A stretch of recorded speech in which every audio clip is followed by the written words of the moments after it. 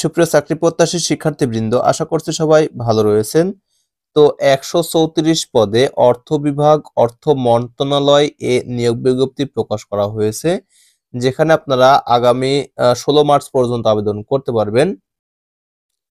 অর্থ বিভাগের ১৩ থেকে ২০ তম গ্রেডের ৮টি ক্যাটাগরির সরাসরি নিয়োগযোগ্য ১৩৪টি শূন্য পদে সংশোধিত নিয়োগ বিজ্ঞপ্তি প্রকাশ করা হয়েছে। তো এখানে আবেদনটি অনলাইনে করতে পারবেন। তো লিঙ্কটি আমি ডেসক্রিপশনে দিয়ে রাখবো, জাস্ট লিঙ্কে ক্লিক করে আপনারা আবেদন করতে পারবেন। তো চলুন পুরো সার্কুলারটি দেখে নেই, কি কি পদ রয়েছে এবং কি কি যোগ্যতা আপনারা আবেদন করতে পারবেন। তো শুরুতে রয়েছে কম্পিউটার অপারেটর, এটা ১৩তম গ্রেডের জব। বেতন ধরা হয়েছে ১১,০০০ থেকে শুরু করে ২৬,৫৯০ টাকা পর্যন্ত। এখানে পদ সংখ্যা রয়েছে ৯টি। শিক্ষাগত যোগ্যতা এবং অভিজ্ঞতার ক্ষেত্রে অবশ্যই স্নাতক পাশে আপনারা আবেদন করতে পারবেন।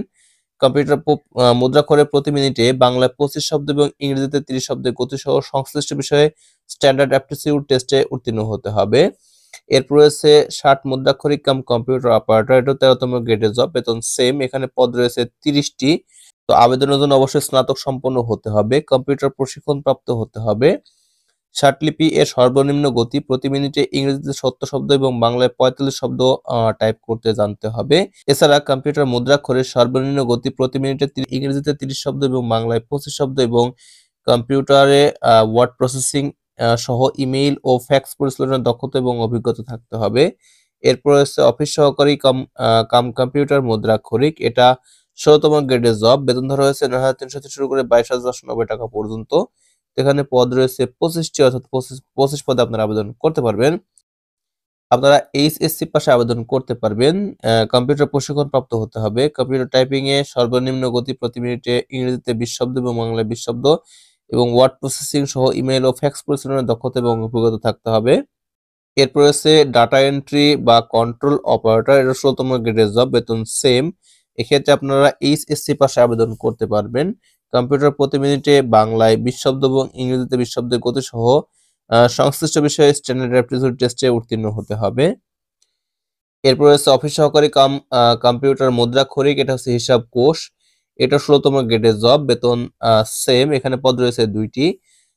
এক্ষেত্রে অবশ্যই এইচএসসি পাশে আপনারা আবেদন করতে পারবেন। এরপর রয়েছে অফিস সহকারী কম্পিউটার মুদ্রাক্ষরিক, এটা মনিটরিং সেল, ১৬তম গ্রেডের জব। বেতন সেম, এখানে পদ রয়েছে ২টি। এইচএসসি পাশে আবেদন করতে পারবেন। এরপর রয়েছে অফিস সহায়ক, এটা ২০তম গ্রেডের জব। বেতন ধরা হয়েছে ৮,২৫০ থেকে শুরু করে ২০,০১০ টাকা পর্যন্ত। এখানে পদ রয়েছে ৫৮টি, অর্থাৎ আপনারা ৫৮ পদে আবেদন করতে পারবেন। এক্ষেত্রে আপনারা এসএসসি পাশে আবেদন করতে পারবেন। এরপর রয়েছে অফিস সহায়ক মনিটরিং সেল, এটাও ২০তম গ্রেডের জব। বেতন সেম, এক্ষেত্রে আপনারা এসএসসি পাশে আবেদন করতে পারবেন। তো এখানে আবেদনের জন্য অবশ্যই বয়স সীমা ১৮ থেকে ৩২ এর মধ্যে হতে হবে।